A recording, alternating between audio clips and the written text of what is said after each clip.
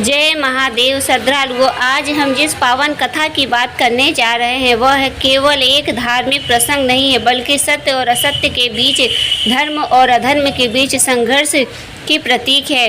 यह कथा है भगवान शिव के रौद्रतम रूप काल भैरव की उत्पत्ति की, जो केवल विनाश के लिए नहीं बल्कि न्याय के लिए, पूर्ण स्थापना के लिए अवतरित हुए हैं।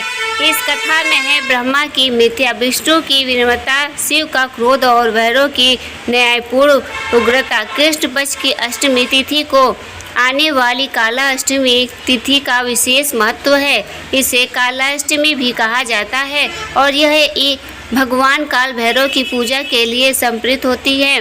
मान्यता यह है कि इस दिन व्रत करने और भगवान काल भैरव की कथा सुनने से भय, बाधा, पाप और मृत्यु जैसे कष्टों से मुक्ति मिलती है। इस वर्ष काला अष्टमी 21 अप्रैल 2025 को पड़ रही है। भक्तों, आपसे निवेदन यह है कि इस कथा को पूरा अवश्य सुने। इस कथा को सुनने से और इस दिन बताए गए उपाय को करने से सभी मनोकामनाएं पूरी होती है। चलिए इस कथा को शुरू करते हैं। काला अष्टमी की कथा का प्रारंभ होता है ब्रह्मा विष्णु के विवाद से। अति प्राचीन समय की बात है। सृष्टि का प्रारंभ हुआ ही था। ब्रह्मा जी सृष्टिकर्ता थे और भगवान विष्णु पालन करता। दोनों अपने अपने कर्तव्य में लीन थे, लेकिन धीरे धीरे ब्रह्मा जी के भीतर एक अभिमान उत्पन्न हुआ। उन्होंने सोचा कि मैं सृष्टि का रचयिता हूँ, मुझसे बड़ा कौन। इधर विष्णु जी जो हमेशा शांत और विनम्र रहते थे, इस विषय में मौन थे। एक दिन दोनों के बीच यह प्रश्न उठा कि सबसे श्रेष्ठ कौन है। यह प्रश्न ब्रह्मा लोक से विष्णु लोक तक गूंजने लगा। देवगण भी चकित थे। दोनों ही देवता अपनी अपनी श्रेष्ठता सिद्ध करने लगे। उसी समय एक तेजस्वी प्रकाश पुंज के रूप में एक अग्नि शिखा आकाश से प्रकट हुई। वह अग्नि शिखा आकाश से धरती तक एक स्तंभ के रूप में फैली हुई थी। ब्रह्मा और विष्णु दोनों ही चकित रह गए। यह कोई सामान्य प्रकाश नहीं था, बल्कि एक विशाल अनंत अग्निशिखा थी। नीचे से ऊपर तक एक अनंत ज्योतिर्लिंग की भांति फैली हुई। किसी को भी इसका आदि या अंत ज्ञान नहीं हो रहा था। ब्रह्मा जी बोले, मैं ऊपर जाकर इसके शिखर तक पहुंचकर दिखाऊंगा। विष्णु जी बोले, मैं नीचे जाकर इसका मूल जानने का प्रयास करूंगा। और फिर दोनों चल पड़े, ब्रह्मा ऊपर की ओर और विष्णु नीचे की ओर। हजारों वर्षों तक ब्रह्मा ऊपर उड़ते रहे, लेकिन उन्हें वह शीर्ष नहीं मिला। थक कर वे लौटने लगे। तभी उन्हें केतकी का पुष्प मिला, जो उस शिखा से गिर रहा था। ब्रह्मा जी ने उससे कहा, क्या तुम मेरी झूठी गवाही दोगे कि मैंने इस ज्योति का अंत देख लिया है। केतकी ने सहमति दे दी। विष्णु जी जब लौटे तो उन्हें स्पष्ट कहा, मैं अंत तक नहीं पहुंच सका, यह अंत है। तभी ब्रह्मा जी बोले, मैं पहुंच गया। केतकी पुष्प साक्षी है। विष्णु मौन रहे, लेकिन तभी वह अग्निशिखा फट गई। एक भयंकर गर्जना के साथ भगवान शिव प्रकट हुए। उनकी आंखों में ज्वाला थी। उन्होंने ब्रह्मा को देखा और कहा, तुमने झूठ कहा और केतकी तुमने उस झूठ की गवाही दी। आज से न तो ब्रह्मा की पृथ्वी पर पूजा होगी और न ही केतकी का फूल मेरे पूजन में चढ़ेगा। भगवान शिव के उस रौद्र रूप में सृष्टि में कंपन होने लगा।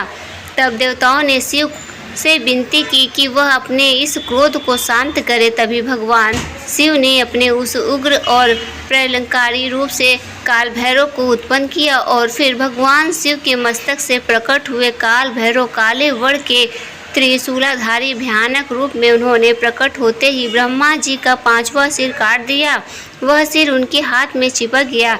यह था ब्रह्मा हत्या का पाप। विष्णु जी वापस लौट आए और ब्रह्मा जी ने सच बता दिया, परंतु ब्रह्मा जी ने झूठ बोला दिया कि उन्होंने उस अग्निशिखा का सिर देख लिया है। ब्रह्मा जी के इस मिथ्या भाषण से क्रोध में आकर शिव जी ने कहा, हे ब्रह्मा, तुमने झूठ कहा है, इसलिए तुम्हारी पूजा पृथ्वी पर नहीं होगी। काल भैरव ने ब्रह्मा के 5वें सिर को काट दिया, जो झूठ का प्रतीक बन चुका था। किंतु ब्रह्मा हत्या का दोष काल भैरव पर आ गया और वह दोष नाश करने हेतु अनेक स्थानों पर भ्रमण करते रहे। अंत में जब वह काशी वाराणसी पहुँचे, तब वहाँ उनके हाथ में ब्रह्मा का हाथ कटा हुआ सिर कपाल सिर गया। तभी से काशी को मोक्षदायिनी नगरी कहा जाता है और काल भैरव को वहाँ का कोतवाल रक्षक कहा गया है। काल भैरव ब्रह्मा हत्या के दोष से मुक्ति के लिए सभी तीर्थों में भटके, परंतु कहीं शांति नहीं मिली। जब वे काशी नगरी पहुँचे तो जैसे उनका पाप वहीं रह गया, उनका हाथ खाली हो गया और आत्मा को शांति मिली। तभी आकाशवाणी हुई, हे काल भैरव, काशी अब तुम्हारा धाम होगा, तुम यहाँ के रक्षक कोतवाल कहलाओगे। कोई भी व्यक्ति बिना तुम्हारे दर्शन के यहाँ मोक्ष नहीं पा सकेगा। तभी से काल भैरव को काशी का कोतवाल कहा जाता है।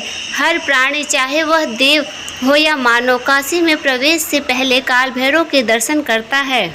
काल भैरव की महिमा। काल भैरव केवल विनाशकारी नहीं है, वे समय के स्वामी है। काल स्वयं जिनसे भय खाता है वे काल भैरव कहलाता है। वे समय को नियंत्रित करते हैं। उनका एक हाथ अभय मुद्रा में है और दूसरा हाथ पापों को नष्ट करने में।